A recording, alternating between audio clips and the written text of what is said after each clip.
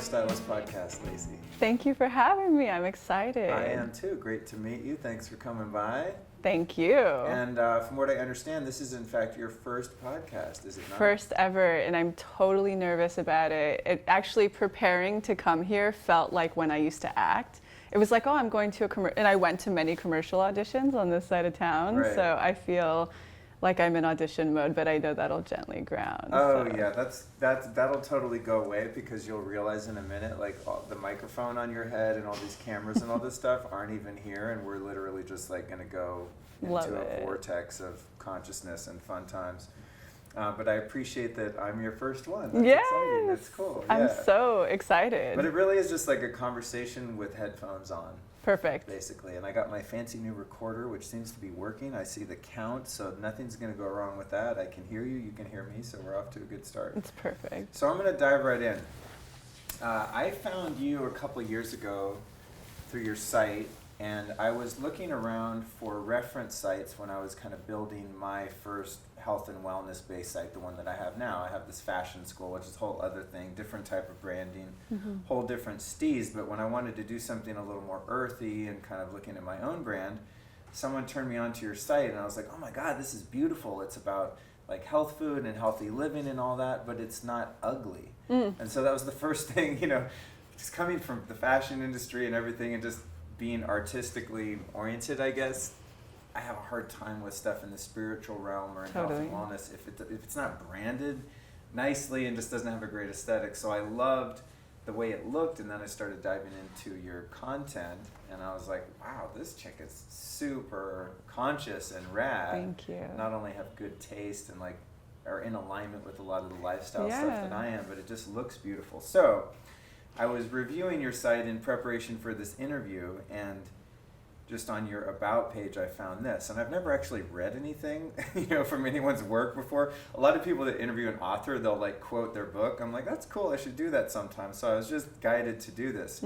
So on your site, it says, Free and Native is a source of inspiration, musings, materials, and thoughts, advocating the unblocking of molds that foil your personal freedom and true native essence, supporting an opening for attaining your intent. Weekly, you'll find a dose of manifestation culture centering on Lacy Phillips' technique and philosophies from her unique practice. I was like, damn, that's pretty good. I don't know if you have a great copywriter or you're a good writer or what. No. So unpack your vision and your work, your site. Like, what does that all mean to you? Yes, I'll start from the get-go. First, thank you for saying that about the aesthetic. And I have to note that actually, when I felt called to put this out there, it was very much led by the universe. It was 4 years ago that I put my blog into the world. And I had no idea that I'd actually be doing a blog. But when I it sounds cheesy, but when I received the signs, everything pointed to this blog, My New Roots. And at the time I saw it, I was like, oh yes, that's it. I'll do a blog. I feel it. I feel that's what's going to happen. But when I went to look to reference, nothing existed that was modern. And so I really found that I would fit, or I felt that I would fit that niche. I had come from an acting background, a design background. I taught for a little bit. And I'm an Aquarius and very aesthetically forward as well, like most people. So I thought, okay, I'll create the site that a banker on Wall Street could tune into, as well as like a super granola person in Fairfax, California. Like it could really hit the mold and not turn anyone off. And it was funny back then because I didn't know it actually really lends itself to a female audience just because I speak to who I speak to. So I had no idea, but at the time I thought it would be so broad and it would connect to everybody. So thank you for saying that. That's interesting because later on one of my questions is going to be, a spoiler alert here, as what percentage of your audience is female, and do you have any males? It's like 90. My clients, I would say 95% all around, universally. Yeah. I want to get into that a little bit later. Great. Because it's funny, when I started doing my podcast and the stuff that I'm doing, I really thought it would be mostly dudes, because I don't know, I just have this rock and roll sort of vibe and attitude, and I talk all about biohacking and the really nerdy stuff, but it's weird, a lot of women resonate with the stuff I'm doing, which was a total shock. I'm like, really? Y'all are interested in this stuff? Totally. It's weird. In fact, my friend Meredith Baird, who, do you know her? No, I don't. She's wonderful. She's worth definitely someday interviewing. But she's a raw food chef, incredible in the scene, and she's who turned me on to you. And since I've found you, it's now most women I connect with know about your podcast, That's crazy. Yet to meet a man. So I got to turn some men onto your site. Yeah, we'll do it vice versa. Totally. But back to that point, what you were saying. So that's actually probably the third iteration of an about me. I hate biographies. I feel I come through as an energy. So whenever I have to sit down and actually write those, it's the most tedious and annoying thing. And the way that I operate, I wait for the download. And so at some point that downloaded through me, and that just really encompassed everything that I do. And especially in my work with people, advising them through manifestation, it's all about, I like to say, well, we'll get into more of that later, but manifestation's very simple, we're complicated. So everything that I'm teaching people is about unblocking anything that's inhibiting them from doing that and getting back to just their complete authentic essence, their native self. And it was a really beautiful way because Free and Native also downloaded through me 4 years ago. I had no idea. Great name. Thank you. That's awesome. I literally threw it out to the universe, and I was trying to control that experience. And I said, show me. I'm done. I'm done trying to come up with this. And I was walking my dog, and then across the street, I heard someone say free. And the way it comes through, it's always a tingle down my spine. And it was like, Free and Native. Okay, I'll do it. Whatever. I'm guided. I'll listen to you. So it was a beautiful way finally to put those things together. I had never really had an explanation for either of those, but it's just everything that I'm teaching is an operation of becoming free and operating from your native essence. If you do that, manifestation is so incredibly easy, but it's almost the hardest thing to suggest to someone. It's like, hey, crack down that ego shell that you've created your whole life and then just operate from that in the world, in safety. Like, it's so impossible. Yeah, that is difficult because it's like the ego has its own defense mechanisms. You know, it's the cosmic joke of the universe. The ego. It's like it's this thing that's here to protect our body, right, and to get us food and sex and shelter and individuality. Yeah, and all of that, right? But it's like the very thing that stops you from your truly soul connecting. from actually living. It's like completely. It's like sucks. You know?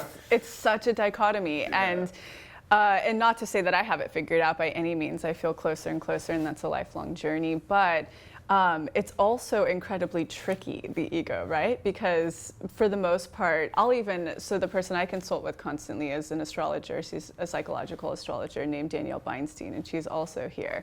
And she's the only person who really understands my process and my language and the way I see the world, and she knows my history really well. So I actually have to call her and be like, wait a second, Danielle, is this reality what's coming in, or is this just ego? Like, it's a blind spot. I need your set of eyes, and she's great at that. But like, that's how the ego shows up. It's so tricky, and it is just, in essence, safety, but at the same time, it's the most inhibiting thing on the planet. It is. So and it stops anyone else from giving you that objective point of view or feedback too. Exactly. Unless you have some awareness of it, and you can be humble enough to know that you don't know, yes, then that's just what runs you. And living a life like that, which I lived most of my life from that point of view, is fucking miserable. So it is. It is, and I could go on about this forever, but I always like to note too, I see the ego as the shadow, which is the unconscious mind, which is the feminine. I see them all as one unanimous thing, and I think they're medicine in some ways, especially in childhood, but they all need to be integrated. So yeah, even having the conscious awareness, like, I'm open, give me feedback. My blinders are on. Who am I to know everything about myself? Not a good point of reference. So I like that you have to say that. Well, I can tell this is gonna get deep. Okay, cool.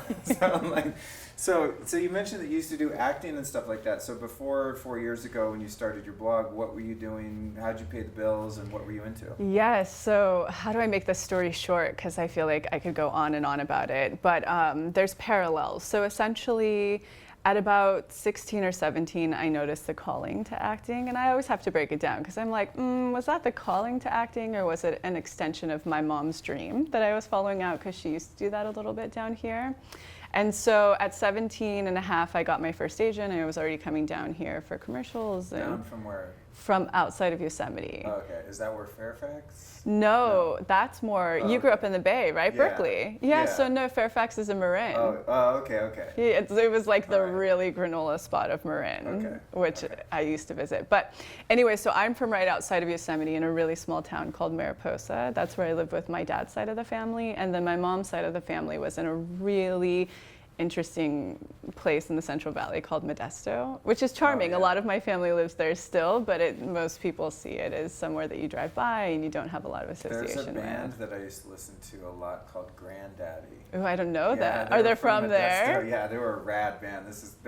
I think they broke up, but yeah, they were amazing. Anyway, I think Like ska, because I felt like ska was a big No, thing they there. were like, this is going back in the late 90s. They were like late 90s through the early 2000s, and they were really cool. They had like really great album covers, first off, because all their album covers were set in nature, but they would have like Pretty. old keyboards and computers and like electronics that were just discarded and kind of trashing the Ooh, I environment. like, yeah. Yeah, they had a really cool theme in terms of all their artwork, but the music was very like, I don't know, they had the mix of like this very organic acoustic guitar. It's very much like their artwork, like acoustic guitar, singer-songwritery. Beautiful. But then it had this bed of really freaky sort of synthesizers and keyboards over Wow. it too. Yeah, they're Granddaddy. We'll put it in the show notes. But yeah, I mean, to this day, they're a great band. They just stopped putting out albums. But yeah, they were from Modesto, and they would like sing about Modesto and stuff. A lot of people are from Modesto who are Really? notable. Even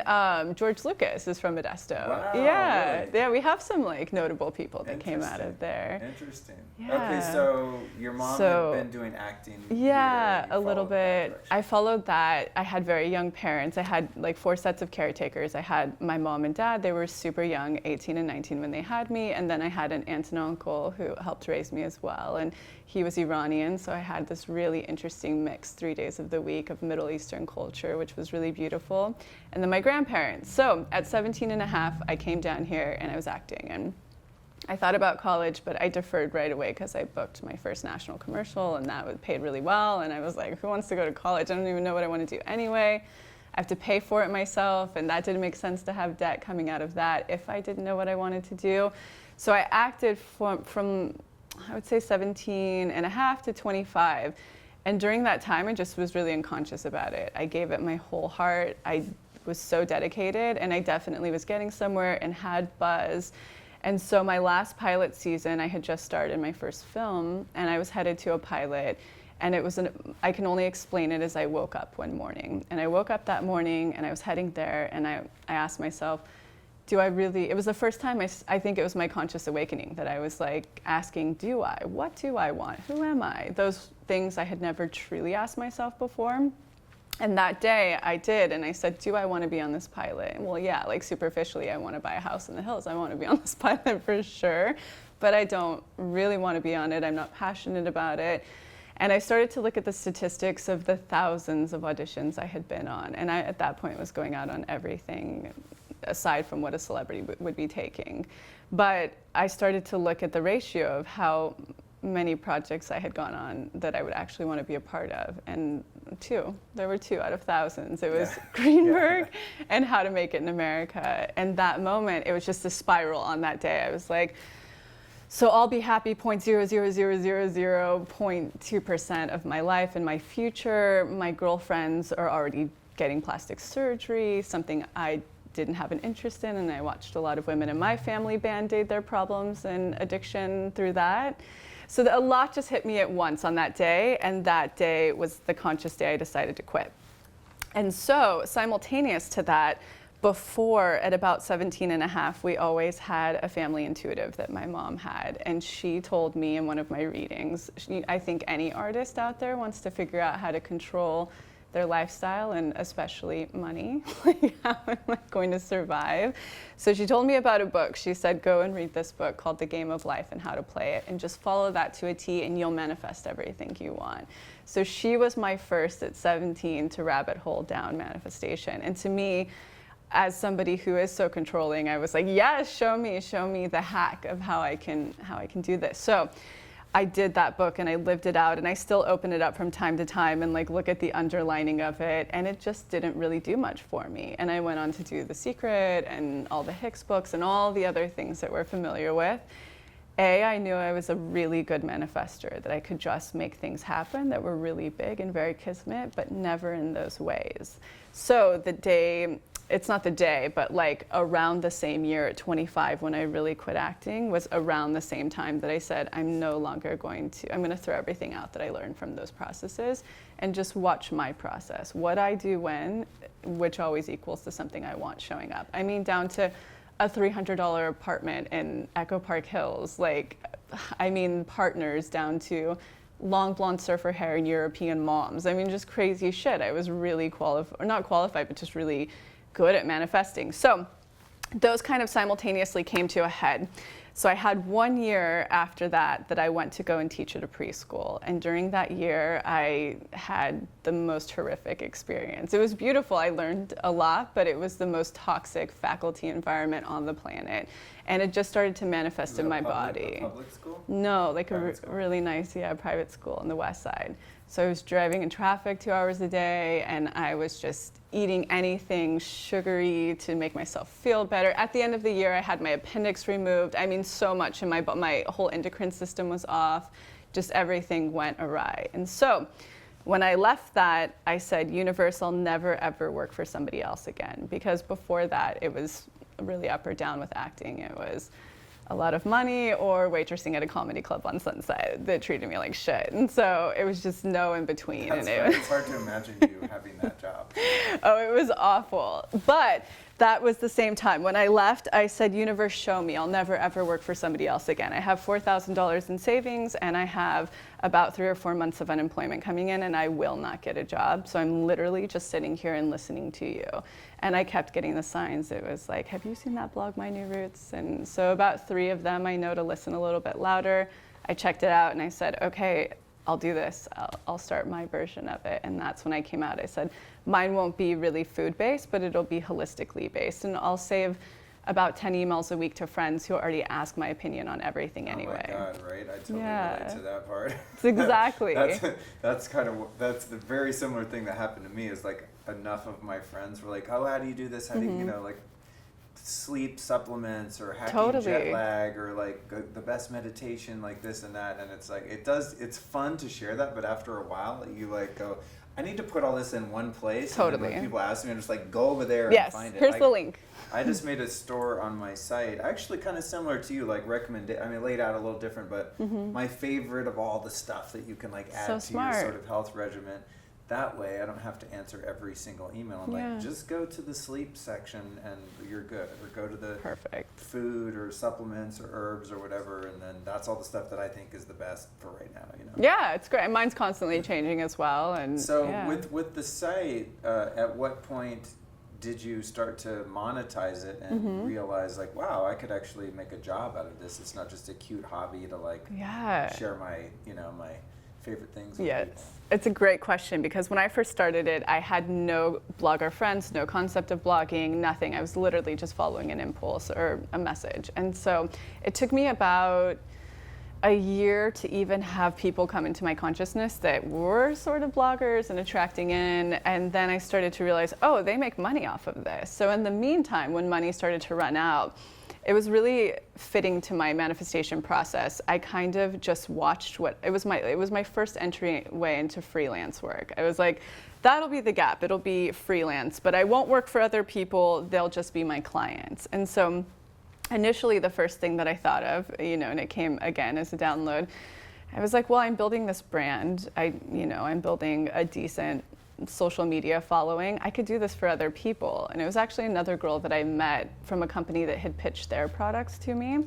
And she, we had lunch and I was like, what do you do for the company? And she was like, oh, I do all of their social media. And I said, more, like, what is that? What do you mean? And so she said, I take all of their Instagram photos, I write their copy, and then I charge them this retainer monthly. And I was like, oh my God, I can totally do that. Okay, cool. So then I threw that out. I made a deck and I threw it out to the top 20 companies that I would want to even help grow their businesses. And then I took on my favorite. And so I did that for about 4 months of just being sort of a creative director to all of these companies just for their social medias. And there were only about 2 or 3. And then I realized really quickly I didn't like doing that for other people's brand, just my own. You know, I think I'm just meant to work for myself. So that's how I was sort of making money, but skimming by. And even my ex at the time was really supplemental and helpful during that period. And then the next download came. I had a friend who reached out and said, you know, my 2 friends, they're really big in the studio system here in LA. They're looking for a holistic, healthy private chef. Do you know anybody? And I had been thinking actually of offering that service. So I said, I actually do. Like, I'm thinking about doing that. I'll do that. Yeah, me. Yeah, perfect. And she was like, you'd be great. And they took me on. And then I got a couple of other clients. But during that time, I sort of, like, I think that was about 2 years in, and I started to hear about and read about how people were monetizing and I think what equates what we make monetarily, it's all energy. I think it's equatable to our self-worth.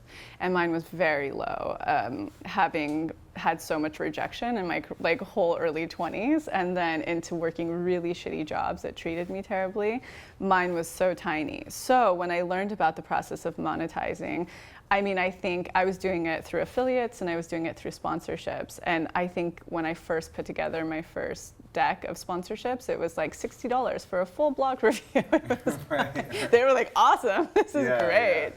And then I started to meet with other bloggers and hear what they were charging. And I was like, oh my gosh, I can't believe, you know, that was my self-worth around it. And at some point I said, universe, I'm not making over $1,000 on a sponsorship and I feel worth it because I only work with brands that I really admire. But when the bigger ones come in, I think I should be making over that. And I know a lot of bloggers that are. Show me what that is. And I remember reading an article, like opening the page on Harper's to this one fashion blogger that was so candid, probably embarrassingly candid about what she was making. I think it was one of these interviews. And she had no ability to edit it. And that really showed me like the gap of what I could be making. So most of what I was living on during the time that I was freelancing, once I finally figured it out and while I was private chefing, it was 3 of those revenues that were coming in. And then I hit the point, which was 2.5 years ago, where I had been really sitting in the closet to put this process of manifestation out there. And it was actually a couple of the clients that I was working for, chefing for, that it was just my second nature. The way that my vocabulary even rolls is like, oh, the universe did this, I manifested that, yada, yada, yada. And so at some point, one of them, she was an actress, and she said, I want to hear a little bit more about, you're always manifesting things, you know, and the partner stuff. She was single, and she was like, I really want to try this out. And I was like, I don't even know if it'll work with you. I've never actually done it with somebody else. It's only sort of my thing. At the time, I thought I was just really gifted at like the ego. And so I did that with her, and she started manifesting right away. And then I started to do it with other people. And so I sat on that for a good year of just being so afraid of being even more of an alien and putting that out there. I mean, my dad's side of the family, where I come from in a small town outside of Yosemite, everybody is conservative and, you know, voted for coming out and being like, I'm a manifestation advisor was next level crazy in my shadow. And so it hit a really funny point monetarily that I believe the universe does this to push a bird out of the nest. It was like all my resources dried up. It was everybody went away for the holidays or whatever, and I had no money. And it just hit me in meditation. I was like, I hear the bigger message. I need to stop being afraid and jump off this cliff and do it. And when I put it out there, it was like, it took off right away.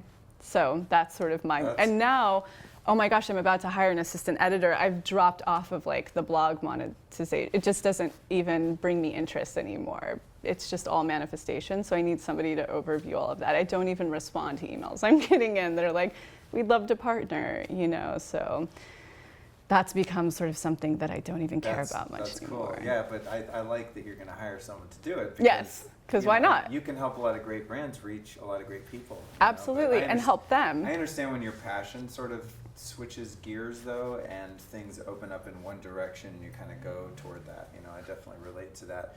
There's something that's interesting about the teaching element of what you do, and I found this also unique on your site. I'll just read something else because the whole idea of like the law of attraction and the secret and all that stuff, it's a very like fine line for me on that being an ego trip of being caught in desire. Like, I need to manifest a Porsche and a supermodel and a mansion. Yeah, whatever. There's like a lot of that like desire energy in that, which in my life has led me to dissatisfaction even when I achieve the thing. So I want to get into that, but first I want to cover just the verbiage. You have like, are you familiar with NLP at all? Yeah, for sure. I use it in my practice. Okay, for sure. Yeah. Because your copy is fascinating me. I think that's why for the first time I'm actually reading some copy, because the words that you use, I can tell are very specifically chosen, and there's a lot of restraint and a lot of intention in the way that you describe what you do. So I want to get into the coaching. So how you describe how you work with people is like this. My process of manifestation varies dramatically from the spiritual bypass. That one really got me, and we're going to talk about that. Okay. There's a lot of like spiritual teachers out there that I don't think have that part. Jargon that exists in commonly New Age literature. Spiritual bypass jargon that exists in common New Age literature. Sadly, manifestation isn't as easy as thinking and visualizing something into existence. My theory regarding the universe is that its main intention is to assist us in becoming our most evolved versions of self. So beautiful. Therefore, the closer we get to becoming whole/integrated, the more we are rewarded with the subjects we're calling in. So the moment we cast our lists, expand our beliefs, and pass lessons and tests, the universe can only send our manifestations if we've healed and shifted the blocks preventing us from the subject we're calling in. Really well written, totally makes sense to me. And that doesn't say anything about like, I am a life coach. Like, no. You've avoided using the word coach, teacher, guru, leader. Like, there's a deliberate omission of words that can be perceived as sort of like corny and, absolutely phony. And this, I think I'm so curious about this because I struggle with this all the time. Because I also work with people, and I think it's because I always hated sports. I don't like the word coach. Like, me neither. I don't want to coach. That means it's some dick like whistle with a whistle, like yelling at me to do 10 more push-ups or something. I call my stuff coaching. I've thought about like lifestyle design, architect. I mean, I've thought of every conceivable word to try and describe that. So, did you have to work hard to sort of frame what you do creatively like that to not have it be presented as cheesy, or is this just the way that you talk and the way that you think? No, so fascinatingly, when I went to set the intention to really put it into the world, number one, I was like, what the F am I even saying? It was evolving as it went. I knew my formula so well and a lot of my tools, but I didn't have an idea of how to market it. And I trusted that. I knew that they would download. That's how everything comes through me. And what I mean by that is just an intuitive hit that I get. It hits into my mind, and it's so loud and right.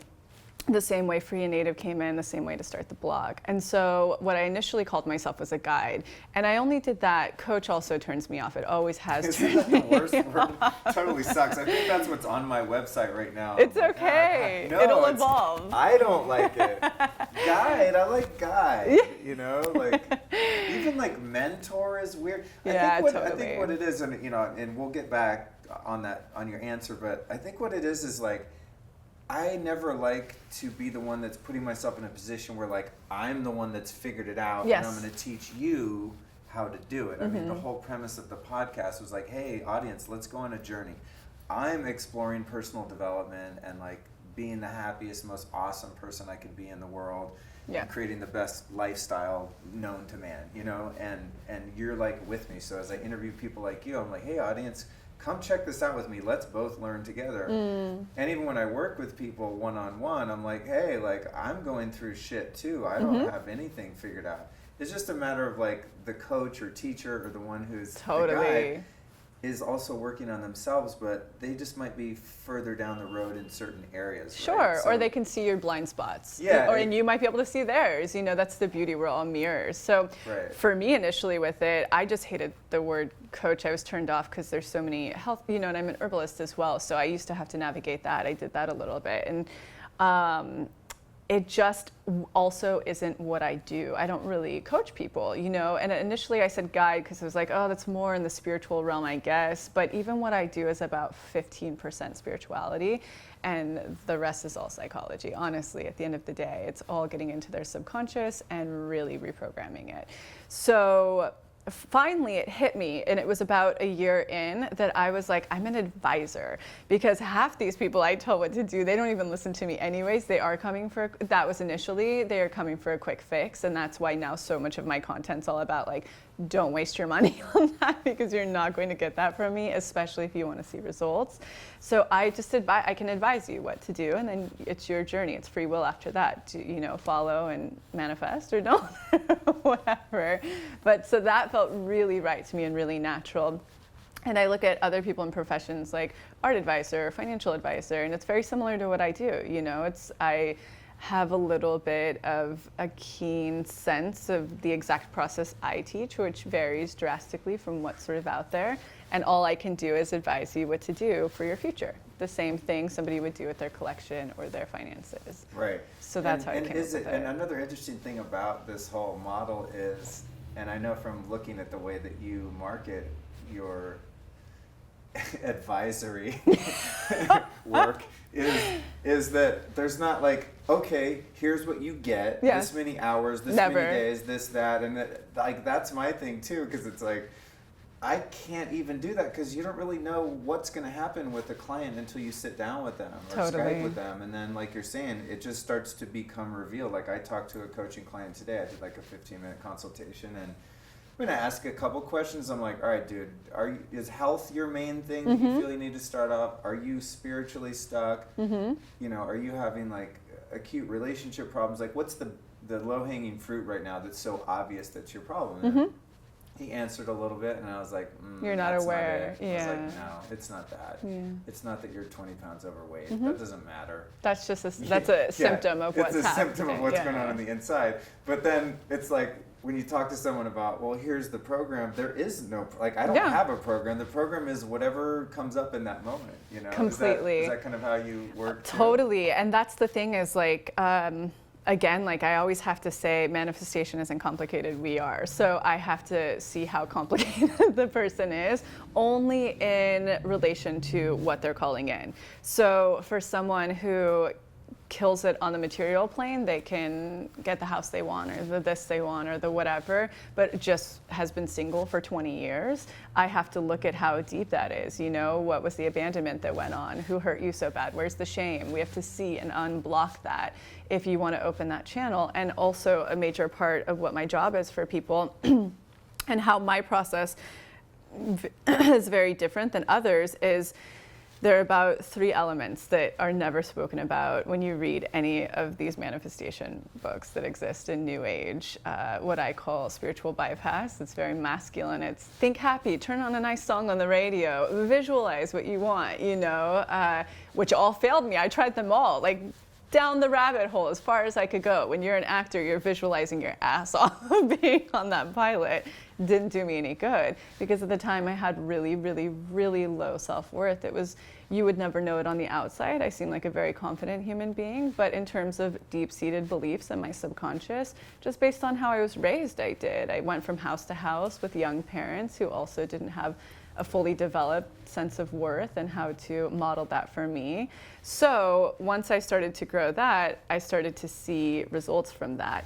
And also a really important element of manifestation that's never spoken about is we have to expand into our beliefs, right? So I believe that when we're born, especially from the age of 0 to, let's say, 14, 20, if I'm being generous, our model of belief in the subconscious, the reptilian brain, the prehistoric brain that we can only get to in a very specific way, is pretty structured at that point. And so I believe that it projects out exactly what it's saw to believe unless it's expanded. And what I mean by expanding, it's simple neuroscience.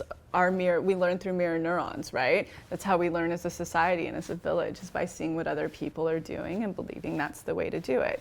So if, let's say, someone's intention is to, as an artist, become very successful as an artist, but they grew up with 2 banking parents who told them that art would always be a hobby and that they didn't stand a chance in art and they never saw anybody make money or have a sense of success, they have to go into the world and expand that belief system to create that space for it to come through. Now, let's take all of the shame they receive from their art. Let's even think about the third grade art teacher who looked at their work that was really abstract. She was really rigid. And in that key moment, they threw something in their shadow because they felt a sense of rejection and there wouldn't be love. That all has to unblock. And then once they're in alignment with their worth, they've reprogrammed and they really believe they're worth it, that's when things start to unite. However, the only way that you can actually manifest keyly is if it's not coming from an egoic place. And I'm very liberal on what ego means in this type of intention. I love material things. I think as material beings, we deserve what we materially want, but it can't be coming from a place to complete us exteriorly, right? There you go. Yeah, that's what I wanted to get into right there. Yeah. Is that whole thing with the secret and even the Esther Hicks stuff and like all the law of attraction. The part of that always turned me off about it was, like I said, there's that sense of desire and wanting that if I get that thing, it's going to complete me. It's the same as an addict. It's the same thing. Whereas like the way that I live that works best for me is like, yeah, I set my intention on something that I want. There's a lot of shit that I want, but I don't think I'm not happy now and I'm not satisfied now, but when I get to that point or get that thing, then I'll be happy. Because it's like, I've sort of learned that if I can't just be happy, like sitting here right now with whatever my life looks like, even if I'm in the middle of a really painful sort of growth period or whatever, if I can't like truly be rooted in that, then it doesn't matter if you hand me a house in the Hollywood Hills tomorrow. I don't know how to be happy in this apartment. Why am I going to be happy in that house? Absolutely. You know what I'm saying? If I can't 100%. be happy and contented being single and you give me the woman of my dreams tomorrow, I'm still going to be dissatisfied because I'm a dissatisfied person. 100%. Like, right? Yes. So right. I have dissatisfaction in my energy field. And that's in your body, in your heart, in your soul. Yeah, and so that whole like, the law of attraction and manifesting things and like I learned how to get what I want has always kind of turned me off because I'm like, yeah, but you got to just be cool with what you have. Yeah. So where's the balance there in like going, hey, I'm totally grateful for what I have, but I also want to expand into my capacity as a person. And like, what would it be like if I had a multi-million-dollar company or the mate of my dreams or the 3 homes in different countries or something like that, knowing that I think the word I'm looking for is attachment, right? Sure. That I'm attached to those things as my sense of security or even my sense of like egoic identity. So how do I want things and work toward achieving things without having my satisfaction and happiness be contingent on that? Right. So you're kind of answering yourself, but what I want to depict first and then move into answering that is, can you think of a time where you used an exterior source outside of you to make you happy and it blew up in your face? And if you can, would you share that? God, let me count the ways. Oh my God, yeah. Give us one. Oh my God. I mean, you know, I think I was a fashion stylist for 17 years and I never set out to do that. It's just, I was a musician, you know, like same thing like you're saying, going on auditions. I was never an actor, but the rejection you face as a musician is not so direct. You don't walk in a room with casting directors and they're like, no thanks. But you know, back in the day you send your demo tapes out and no one answers you and stuff like that. But just as an artist beating my head against the wall, it just never clicked. I could never fully make a good living doing that. And then styling I just kind of went into.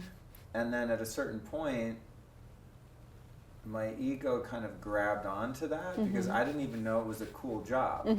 It was a sense of identity and success. Yeah, totally. So I was actually kind of embarrassed for the first few years I was a stylist because I wanted to be a musician. And I thought being a stylist was kind of lame. Yeah, and copping out, like you were unsuccessful. It wasn't that popular. But then, like, I don't know, I'd meet girls or something. They're like, "You're a stylist? Whoa, that's hot." And I was like, "Really? That's like cool. Okay." Cool. And then I started to really get invested in it and become more passionate about it. But then my identity became associated with that. And the same thing with music to a degree. So both of those things you could say, you know, I had varying degrees of passion about them, but it was like the first thing I said to someone when I met them, you know? And so eventually, like with the fashion career, I was really burned out, but I kept doing it probably for like 4 years, 5 years too long when I wasn't really passionate about it, and I was really burned out, and I wanted to do this, what I'm doing right now. So you could say that that kind of blew up in my face in a sense because I got accustomed to the money and accustomed to like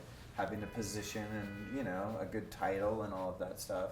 But it really wasn't serving me, and it took me years to kind of figure that out. I always thank my partner at my school of Style, Lauren. She was like, dude, why are you still a stylist? She used to always ask me, like, it's my thing, it's what I do. She's like, no, it's not. You're supposed to be doing this other stuff. You don't even like it anymore. You just like, your ego is just attached to it because it's on your business card and you have a website and you think it makes you cool. You don't need that shit. Right. Like, oh, man. Yeah. And even if you look back, like if we just go back to the music component, did you grow up with musicians who were successful ever? No, I didn't.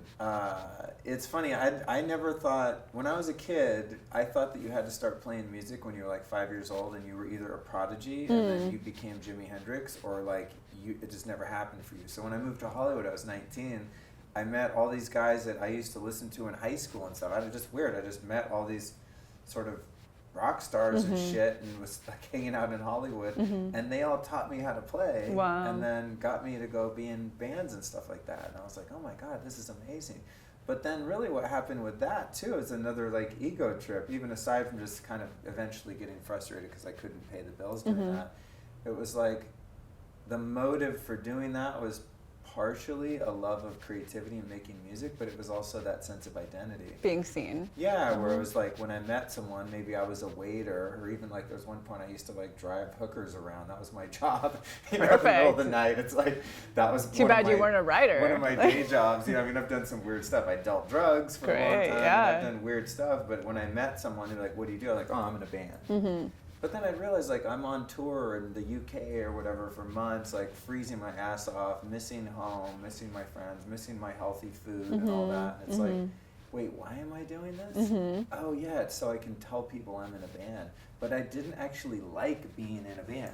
Right. I like sitting around playing some guitar. Like, I play, you know, I have a couple guitars, so I like to play music. But you didn't, it wasn't I don't like it enough to suffer totally. as a starving artist and like travel forever around in a van at 35 years old or whatever at the time. I was like, wait, I'm totally doing this just because it's an ego trip. Absolutely. And with the styling, did you start to have health stuff manifest in your body or anything like that? Was your world becoming unmanageable in ways, or were you receiving tests or lessons that kind of blew up in your face? I was receiving lessons in that jobs were never smooth. You know what I mean? It was just like, oh God, there's always a publicist or someone from the label or the network or the studio. Like, there's just always some pain in the ass. The only, weirdly enough, the only job I had like a long-standing client that was super fun and easy and I never had any issues with was Marilyn Manson. Really? Yeah, which is so weird because you think like, oh, I should go work with a pop artist or something and that would be easy. No, it's actually like just working with someone who's super hardcore. Oh, great. Like, awesome. You know, super hardcore and like not part of the corporate music world at all. And it's like, oh, I actually like, that was a really fun client to work with and I really enjoyed it creatively and stuff. And that was like 2 or 3 years I did that. But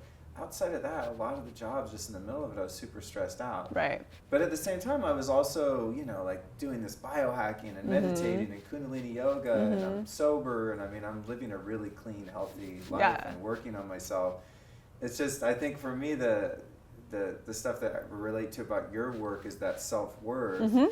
Is it took me so many years to realize that I actually had something to offer in this space. Yes. And now I do my podcast, and I'm like, I'm still shocked that people like to listen to what I have to say, and the guests that I choose and curate and the conversations that I have, I'm like, really? I still have that sense of doubt all the time. It's like, wait, I can actually do this as a job?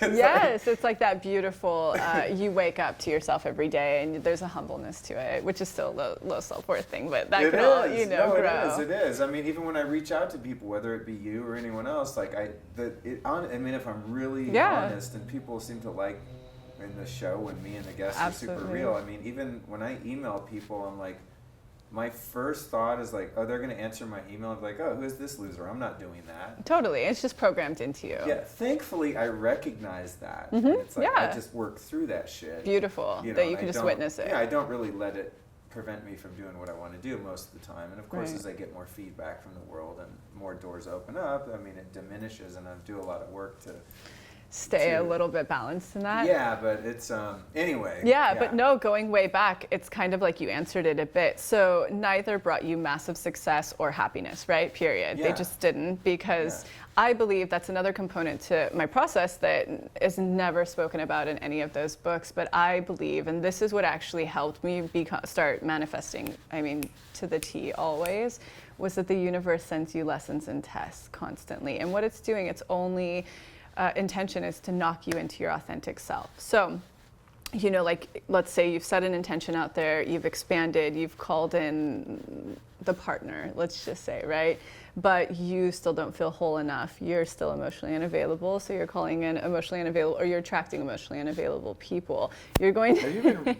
Have you been reading my fucking emails? You live in LA. Like, no, I'm just joking. My situation is not unique. You just described a very recent situation. Right. That's Well, amazing. yes. You are very intuitive. Oh, thank you Yeah. so much. Yeah. So the sentiment that's happening with that, you both are being sent together because you're mirroring each other, and all you're mirroring each other to do is essentially shine what is missing in each of you to give you the opportunity to create wholeness, right? To integrate yourself deeper instead of seeing that situation as whatever X, Y, and Z that's going on. You're actually taking accountability. It's like, it's all the stuff that you've learned in the program to an essence. Like, I believe everything that's happening outside of us is a projection of our belief system inside of us. So everything we're receiving, I never at any point am like, oh, it's, you know, is there a cloud over me? I'm a victim. Everything's coming to hit me.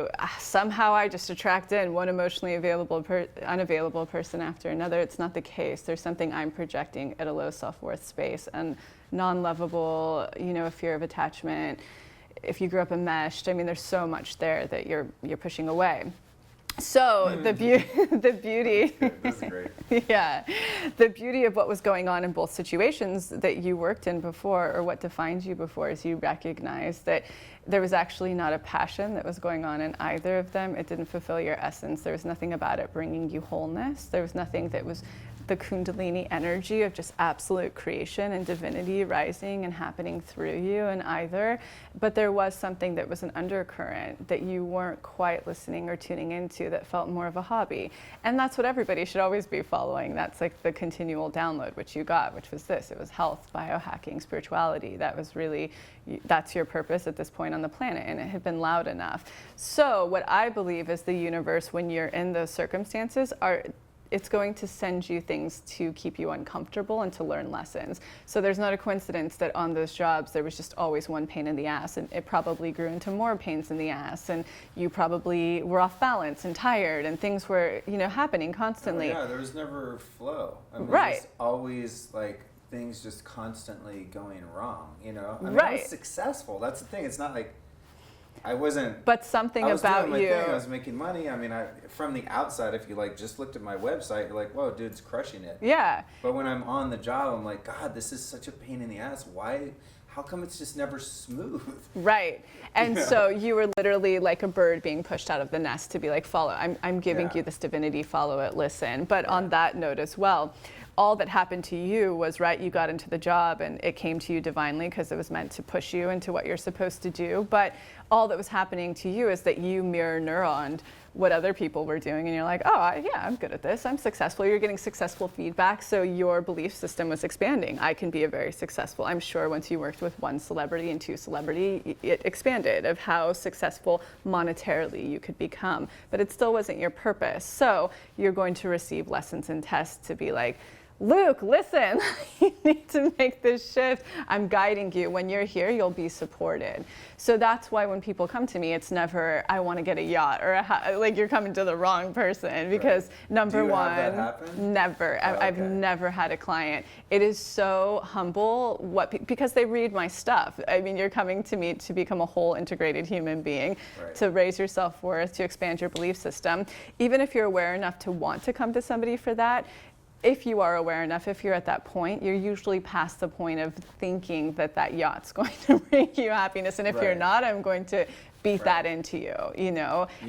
Through that, you might eventually, weirdly, kismetly hit that yacht if you're supposed to, and that, you know, but it definitely won't be to validate you, that's for sure. Well, with the material success, sometimes to me, it's like, that's the point of it isn't to be, it doesn't make me happy. Like there was a while I was renting a house in the Hollywood Hills, and this house was so sick. I don't know, I just like, actually I did kind of manifest it, because the girlfriend at the time, we went on a trip to Aspen, and we lived in apartments right next door to each other, each in a different building. We went to Aspen, and one of us had the idea like, hey, let's go to a bunch of open houses today. And so we went up on Red Mountain, and we just drove around to open houses to like $25 million, $40 million homes, you know. We just walked in like, yeah, what's up? Just looking around, looking to buy, you know. Totally. Just like acted like we were ready to buy one of those houses, you know. And we kind of pictured ourselves living in there, and just like, you know, we felt like frauds, but we just did it anyway. And then when we got back to LA, we're like, you know what? Let's go get a rad house in the Hollywood Hills. And we're like, yeah, boom, boom, boom.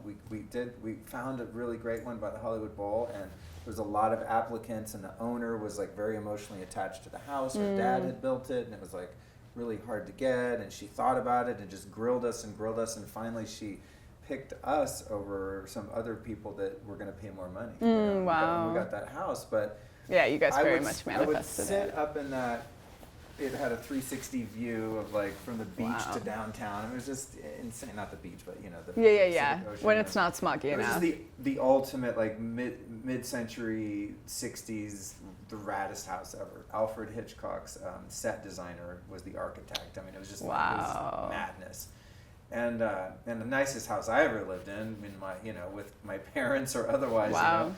But anyway, the moral of the story is that I would sit in that house and look down on the Chinese theater, because it was like over Hollywood Boulevard, and that's like the neighborhood where I used to walk around all night buying crack. You know? Totally. I mean, just like the ultimate lowest of your life, hopeless, desperate times of my life in my early 20s. And I would sit up in that house, and it was like the house was a symbol of really like what, for lack of a better term, I guess listeners to my show won't be shocked at the use of this word, but there's no other word to really use, just what God had done for me. You know, it's like, absolutely. I was like plucked out of the fucking gates of hell.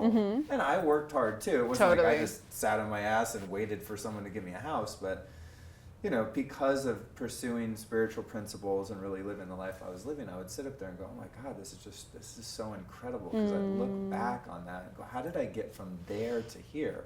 So it wasn't like, oh, I'm happy because I'm in this house. It was a beautiful inventory. Right? But it was just like, it was just a representation. It was just of something that had happened on the inside. And a reflection. But at the same time, I had really beautiful experiences, like the girl that I moved in there with. After a few years, we broke up and she moved out, and I would sit in that same view, and I would just sit there and just cry. I mean, just gushing tears just at the loss of that attachment and the loss of that love. And that was also a great lesson, because here I am in this dope house. Everyone thinks it's so cool, and they come over, and it's all decorated, all rad, and I'm like showing off on Instagram, and it's like I'm so into this house, you know? And then I'm sitting there going, it doesn't matter where I could be right now, my heart is broken, and no fucking house is gonna fix that. Which is a great lesson too. It's beautiful. I love that. And then I lost the house, and now I live in this apartment that we're in right now. You know, it's a nice apartment, but it's not as nice as that goddamn house. But are you a different person in either of them? Like, does that? No, it does. That's the thing. It doesn't matter. And you know, it was crazy. Like when we first got, I got evicted out of the house because the owner just randomly decided to sell it to Paul Oakenfold, the DJ. Weirdly Interesting. enough. Yeah, totally strange. He just came out with a cash offer, and she was like, yeah, okay. She was like, bye, you guys. And then I was kind of sad, but you know what's funny? When I moved out of that house, I never thought about it again. I mean, now just because it's part of the conversation. Yeah, sure. But I've never once sat here and went, oh man, I wish I still had that house. No. I got in this apartment, I was like, this is great. I live alone. And then I found the beauty in living alone and learning how to be comfortable by myself. I never lived without roommates or girlfriends or parents or whatever. And the ultimate message is where you were is where you're at, right? Like you're here. Wherever you go, there you are. There you are. And that's what. So it's like, if I could just move here or move there or get in this house or that house, it's like, yeah, but you're still with you. That's absolutely it. And that's such, I honestly, It's very rare that I even attract that type of a person, and that's wonderful. I'm so happy. I'm like, come my way. It's great. I can't wait to work with you in that capacity. But for the most part, because of the material I'm putting out on the blog, I do get people that are hyper aware of what's going on with them. They just don't quite know how to align with what they want and get their self-worth to match it, essentially. And so it's lucky in the sense that I'm allowed to work. Going back to coaching or advising and how often you work with people, some people are 1 session, some people are 10. You never know, and that's exactly what you're talking about. How close are they to themselves at that point? That's what's going to determine how quickly they manifest.